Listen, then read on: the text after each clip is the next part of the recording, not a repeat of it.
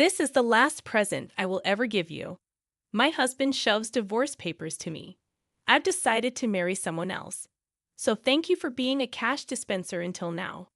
The guy I have been with for so many years turns out to be a horrible person. This is a story of my revenge. My name is Jessica. I'm turning 50 this year. In fact, tomorrow is a little special day. I'll be living in debt for a long time and will finally finish paying it off. My husband Lance and I have worked really hard together. We got married 20 years ago. I was 30 and he was 35. He ran a liquor store that he inherited from his parents who had passed away. I, on the other hand, was an office worker. We met through an acquaintance and started dating with marriage in mind. I had one concern back then. What if he asked me to run the store with him? I was working as a financial consultant who advised on insurance and investment to individual and corporate clients at the time. I was getting paid better than average 30-year-olds and loved my job. I was studying for certification to take my career to the next level when he proposed to me. He said, "I know you have been working hard to get the certification. I want to support you in any way I can. I have enough staff at the store so I can manage it myself. You should pursue your dreams." His assurance was a catalyst for my decision to marry him. He was benevolent and always on my side. I truly wanted to build a life with such a man. As we agreed in the beginning, he focused on his business, and I focused on my work. We thought that our marriage was going well. About a year into it, he went to work, and I was spending my day off at home. When I was vacuuming under the bed, it caught a lot of papers. It had been less than 6 months since we moved in. I wondered why there was such clutter. I picked up a crumpled piece of paper and opened it. The header in bold letters jumped into my eyes. Reminder of payment. The total amount of the debt under Lance's name was $200,000. $200,000 was not $2,000, is it? My head started spinning. Why did he hide such a large amount of debt from me? I questioned him as soon as he got home that day. What is this debt? What's going on? No, it's not what you think. It was left to me by my parents. That was not a personal debt, but rather on his liquor store. It was made by his parents, and when he took over the business, it also came along. It was secured by the land and the house we lived in, so he had no intention to renounce the inheritance. I understood that it was not his personal debt, but it was not something that could be left unattended. But this is a payment reminder. Aren't you paying back every month? I am, but sales fluctuate from month to month. Sometimes I can't pay them back during the slow month. I have to pay my staff first, so I've asked them to wait. That's when the letter came. At first, his explanation sounded to make sense, but it was definitely not a good idea to delay payment. The letter included the words "final notice." I didn't tell you because I didn't want you to freak out. Don't worry though. Business is on track, and we haven't been evicted from the house, right? That's true, but... I looked at him anxiously. Then he mentioned something unexpected. "If you're so worried, why don't you help me pay it off? You are making quite a lot, aren't you?" I wasn't comfortable with where he was going. It was not my store, and a husband and a wife were supposed to help each other. My debt is also yours. That's a bit sudden. Are you okay if my store went out of business? Many people would suffer if it was gone, you know. I guess he was right. His store had become an indispensable part of the community. It was located in the suburbs where there weren't many shops or supermarkets around. He was also selling fresh foods such as meat and fish and offered a home delivery service. I visited the shop several times, and it was always busy. Some customers stated that they were so grateful to have it in the neighborhood. "Please, honey, I'll be focused on keeping my business rolling. Please help me pay off my debts." I respected the way he took his work seriously and devoted himself. I didn't want to see his store disappear. I didn't want that to happen for sure. Being married means that we support each other at all times. If you are struggling, it seems only natural for me to help him. Okay, I'll repay back as much as I can every month from my salary. You can concentrate on managing the store. I could help financially, but only he could run it. I was happy that he relied on me above all else. However, it was the beginning of a change in him. About 3 years had passed since I took over his debt. He often came home late. What were you doing until this late? You reek of alcohol. I just had a few drinks with my customers, honey. Did you make a payment this month? For some reason, he sounded condescending. I did last week. Why? The store depends on you. You'd better keep paying on time. Whenever he got drunk those days, he gave me an order. I had taken it as nonsense from a drunkard, but it started to prick my nerves when he did it repeatedly. He made it sound like it was normal for me to pay back his debt. By the way, Matt has a third kid now. I envy him. Matt was his friend from high school. He had his own business, just like Lance. His wife also worked in the store with him. I've been wanting to talk to you about that. I told him what I had been keeping to myself. Don't you think it's time for us to start a family? His reaction was very cold. What, baby? My business has just started picking up, and we are still in debt. How can we be so irresponsible? That was his stance. I held back my annoyance. Matt has 3 children now, right? We can manage one too.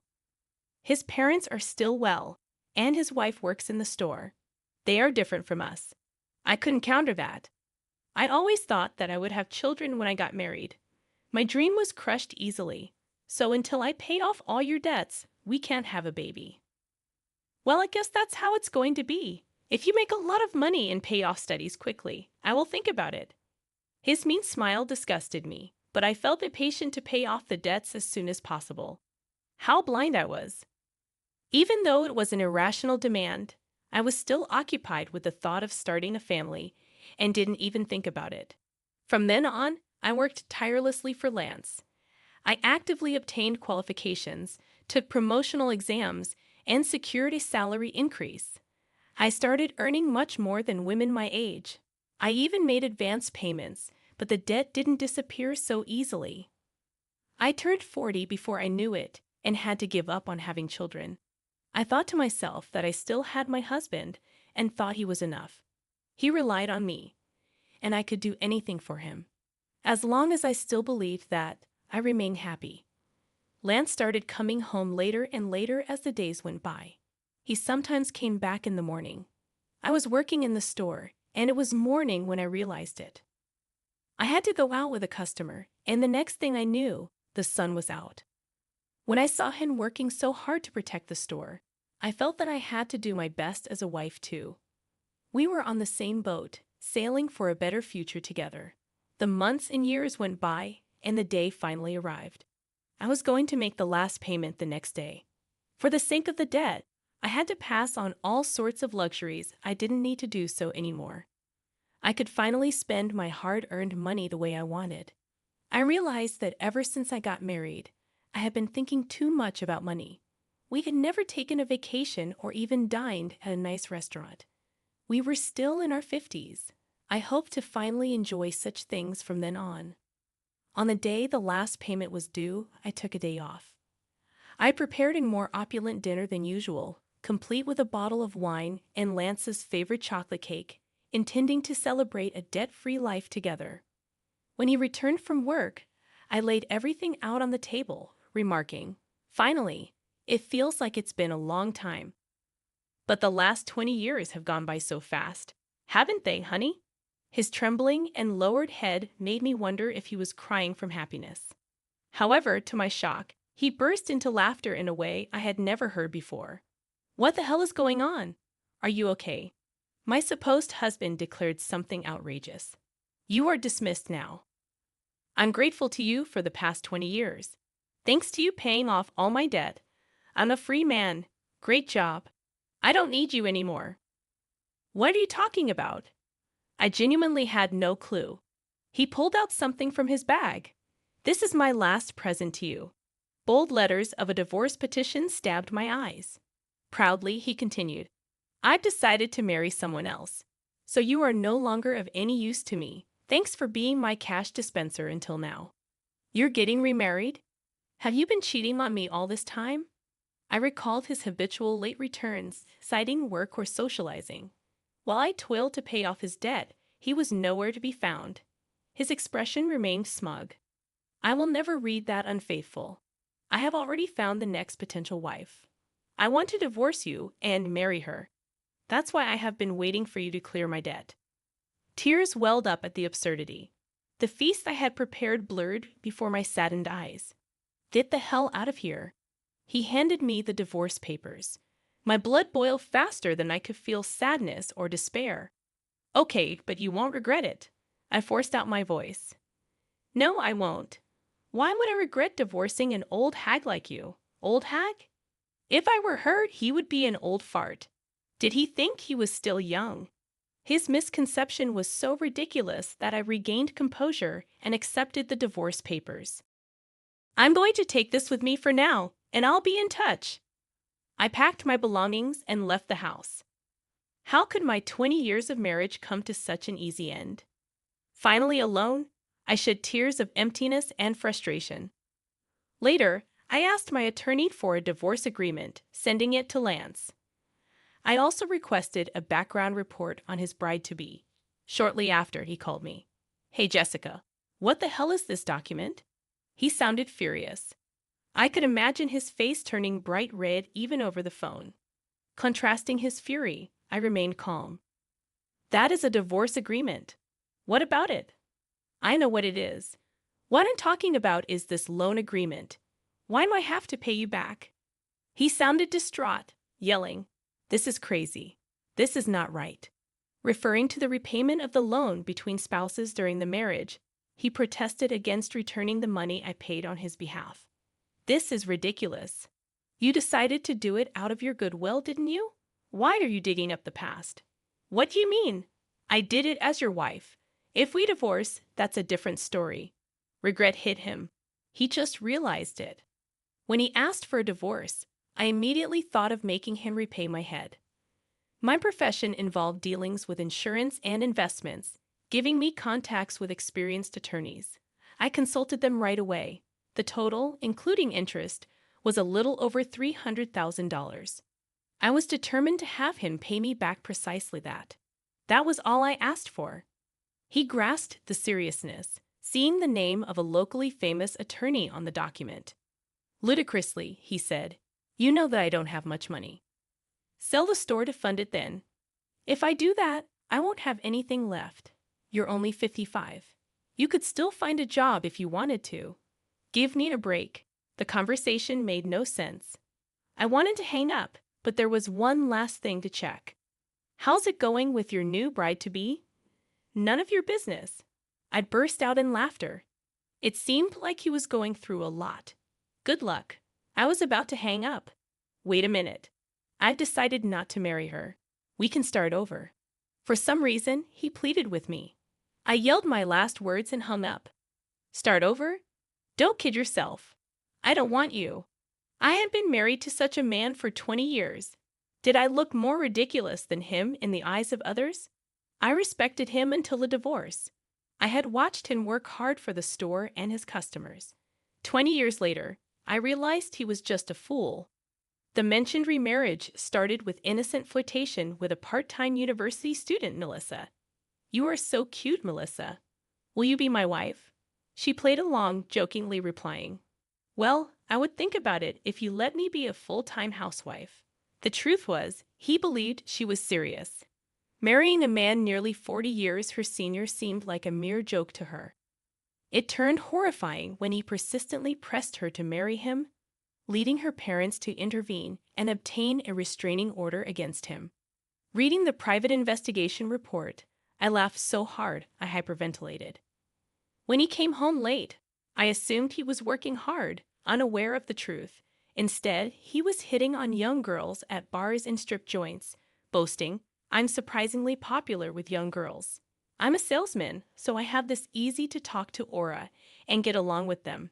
And I'm told that I look younger. Don't you think so? The girls apparently cringed at his comments. With no use for his older wife and viewing me only as a cash dispenser, his misconceived self-image turned him into a somewhat laughable stalker who almost got in trouble with the police. Perhaps it would have been better if he had cheated on me. Unfortunately, he couldn't even find a mistress. The reason behind his pursuit of a young girl was his friend Matt having a grandchild. Matt recounted, "As soon as he saw my grandchild, he said he wanted to have a child himself. I scolded him, saying he shouldn't say such a thing. You have been paying his debt for him." He was absolutely mortified. "I'm glad I didn't spend my golden years with that man," I muttered. My divorce finalized, and despite unclear property division, he gave up due to my attorney's reputation. I wondered how such a gutless person had stayed in business. He sold the store to pay me back.